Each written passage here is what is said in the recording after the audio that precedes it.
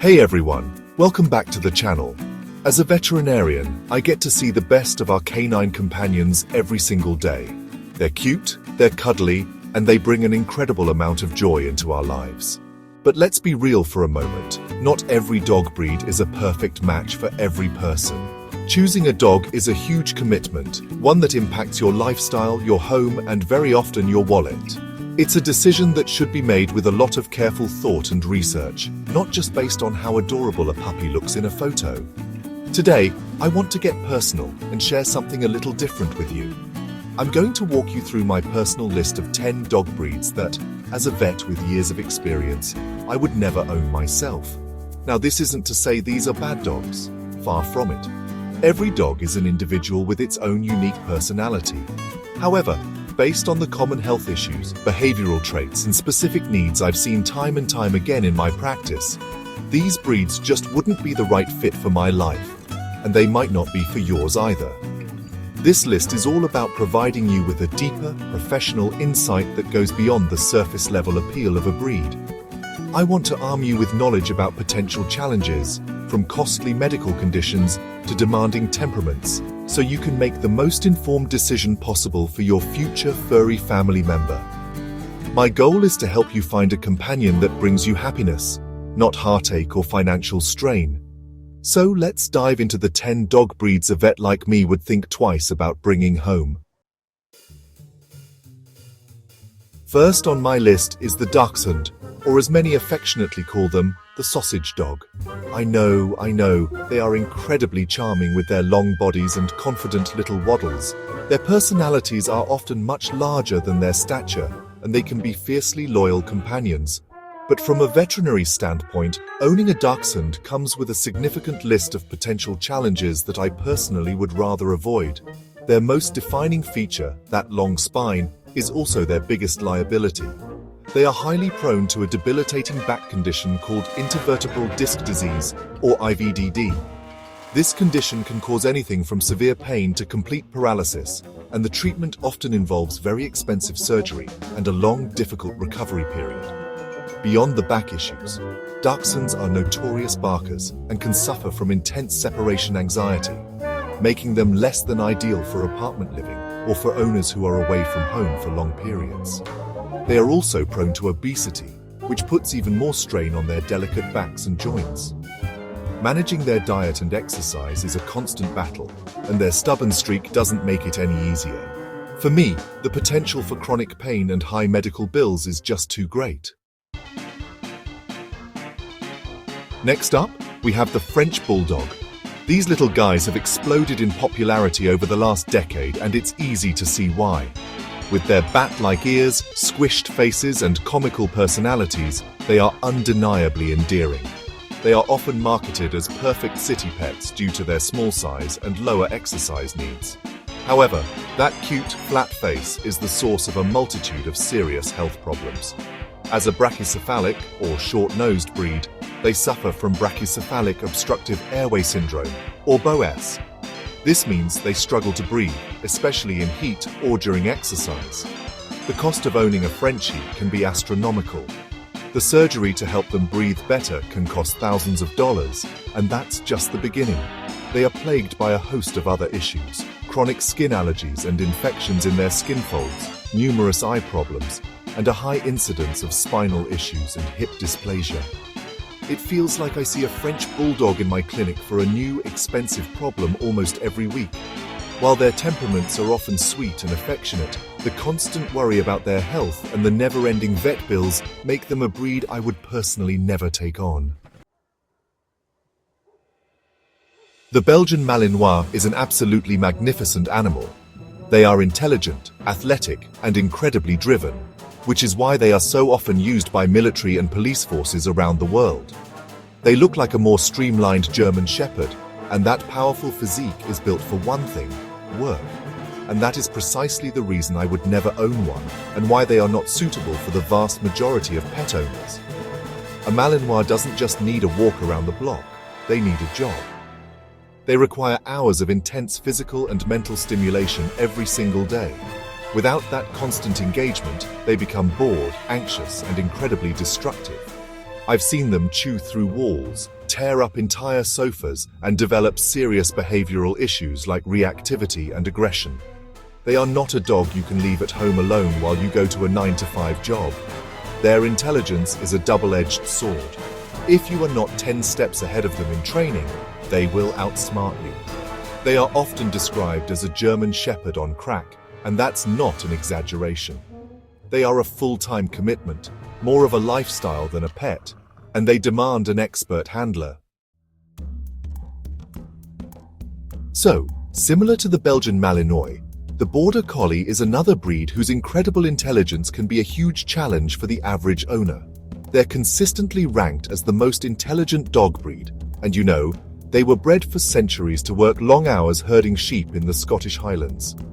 That instinct to work, herd, and move is just deeply ingrained in their DNA.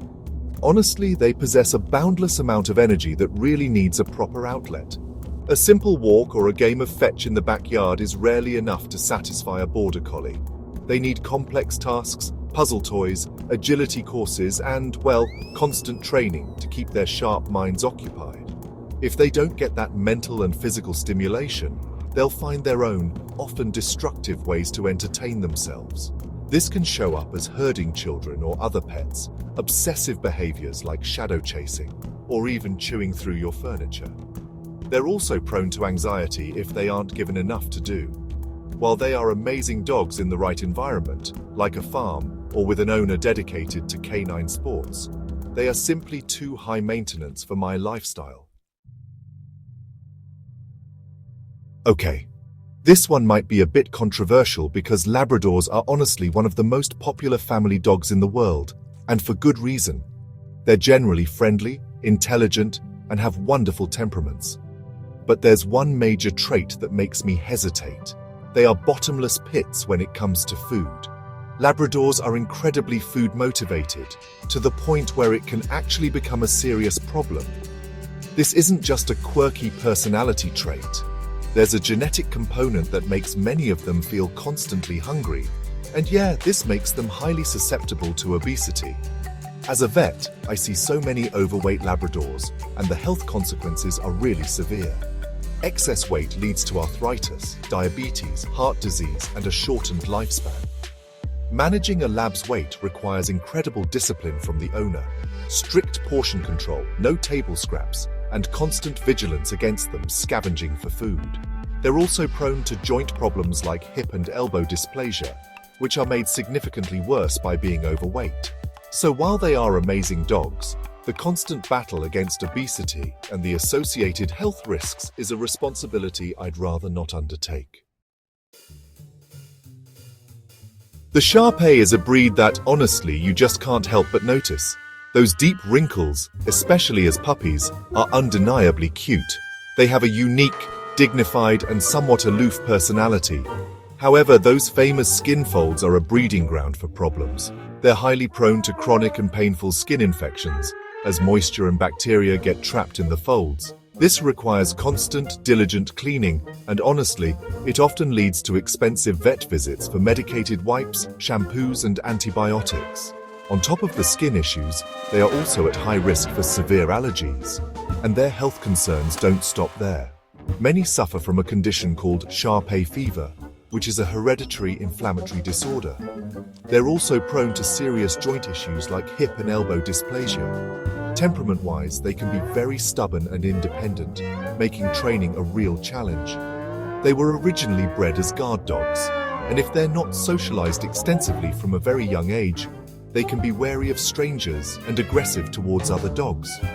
The combination of high-maintenance grooming, a predisposition to multiple costly health conditions, and a potentially difficult temperament places them firmly on my list. Siberian Huskies are stunningly beautiful dogs. With their striking blue eyes and wolf-like appearance, they really capture the imagination. They were bred to pull sleds for long distances in freezing conditions, which means they are packed with an incredible amount of stamina and energy. This is not a dog that will be happy with a leisurely stroll. They need to run, and honestly, run a lot. If that energy is not channeled properly, they become frustrated and destructive. But their energy isn't the only challenge. Their personality is a handful. Huskies are notoriously independent and stubborn, which makes them very difficult to train. They have a "what's in it for me" attitude. They are also incredibly vocal, but they don't just bark. They howl, talk, and make all sorts of dramatic noises which, your neighbors might not appreciate. Perhaps their most famous trait is their skill as escape artists. They can dig under fences, climb over them, or slip out of doors in the blink of an eye. Their prey drive is also very high, making them a potential danger to cats and other small animals. For a relaxed home life, a husky is not the breed I would choose. Cocker Spaniels, with their big, soulful eyes and long, floppy ears, are really the picture of a classic family companion. For the most part, they are gentle, happy dogs that fit well into many homes.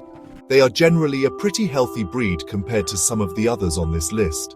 However, there's a specific and unpredictable dark side to a small subset of the breed that gives me pause. This is a condition that is often referred to as cocker rage syndrome or sudden onset aggression.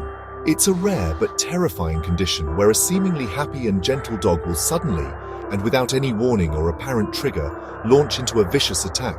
Afterwards, the dog often appears dazed and has no memory of the event. It's thought to be a type of epileptic disorder, and it's incredibly difficult to diagnose and manage. While most Cocker Spaniels will never experience this, the fact that it exists within the breed's gene pool is a significant concern for me, especially in a home with children. Beyond that, their ears require constant cleaning to prevent infections, and some lines can be prone to general anxiety and nervousness. The Golden Doodle is another breed that has seen a massive surge in popularity. Marketed as the perfect hypoallergenic, non-shedding, family-friendly dog, they seem to tick all the boxes. The reality, however, can be quite different. As a mixed breed, their traits are unpredictable. You might get a dog that doesn't shed, or you might get one that sheds more than a golden retriever. There's no guarantee. More importantly, they are a combination of two breeds that are both prone to expensive, chronic diseases. From the golden retriever side, they inherit a high risk of cancer and hip and elbow dysplasia. From the poodle side, they can get allergies, skin issues, and other joint problems. I see so many doodles in my clinic with chronic, expensive allergies that require lifelong medication and special diets. Their coats, while sometimes low shedding, are incredibly high maintenance and require constant professional grooming to prevent painful matting. Furthermore, many of them have a very high energy level and are prone to severe separation anxiety, becoming destructive and distressed when left alone. The perfect dog often comes with a very imperfect and costly reality. Last on my list is the tiny but mighty Chihuahua. These are some of the longest living dogs and are often relatively healthy from a physical standpoint, aside from some dental issues and knee problems. My reason for including them is purely behavioral. Due to their tiny size, they live in a world that must seem terrifyingly large. As a result, many Chihuahuas develop what is known as fear-based aggression. They are often nervous, shaky, and quick to bite or snap out of self-preservation. This makes proper socialization incredibly difficult. While it's crucial to expose them to many people and situations when they are young, owners often coddle them or carry them everywhere, inadvertently reinforcing their fear of the world. They can become one-person dogs, being aggressive and hostile towards anyone else, including children and other pets. Their shrill, persistent barking can also be a major issue. While a well-socialized Chihuahua can be a wonderful companion, the path to getting there is fraught with challenges, and the high likelihood of dealing with fear aggression makes them a breed I'd personally avoid. So there you have it, my personal list of 10 dog breeds that, for various reasons, I would never own. I want to say one more time that this isn't a judgment on these breeds or the wonderful people who own and love them. Every single dog on this list can be an amazing, loving companion in the right home with the right owner who is prepared for the specific challenges they might present. My goal today was simply to pull back the curtain and share a veterinarian's perspective on the common realities we see behind the cute faces and breed reputations. The most important takeaway from this video should be the mantra: do your research. Before you bring any dog into your life, please look beyond the initial appeal. Investigate the breed's common health problems and the potential lifetime cost of care. Be honest with yourself about your lifestyle, your energy levels, your living situation, and how much time and money you are truly willing to commit. A dog is a commitment for 10, 15, or even 20 years, and making an informed choice is the most loving thing you can do for your future pet and for yourself. Choosing the right dog is about finding a true partner, a companion whose needs align with what you can realistically provide. Whether you're considering a purebred from a reputable breeder or a wonderful mixed breed from a shelter, knowledge is your most powerful tool. Thanks so much for watching and for wanting to be the best pet parent you can be. Let me know in the comments if any of these surprised you, and we'll see you in the next video.